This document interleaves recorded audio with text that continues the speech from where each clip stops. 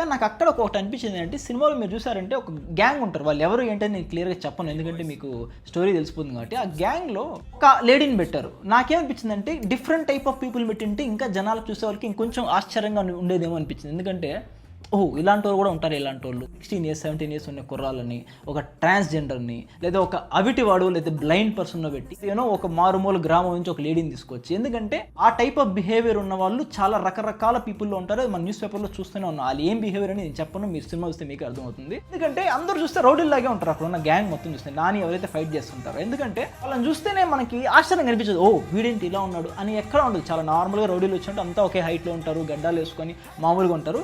కాకపోతే వాళ్ళు తీసుకున్న కాన్సెప్ట్కి డిఫరెంట్ టైప్ ఆఫ్ పీపుల్ని, డిఫరెంట్ సెగ్మెంట్ ఆఫ్ పీపుల్ని పెట్టి కాస్ట్ చేసి ప్రాపర్గా వాళ్ళతో కానీ ఫైట్ సెట్ చేసి ఉంటే చూసే వాళ్ళకి ఒక బిలీవబిలిటీ పాయింట్లో కూడా వావ్ ఇలాంటి వాళ్ళు కూడా ఉంటారా, అదే మ్యాజిక్. లైక్ చేసి సబ్స్క్రైబ్ చేసుకొని ఎంకరేజ్ చేయండి. అందరం మనోళ్ళే.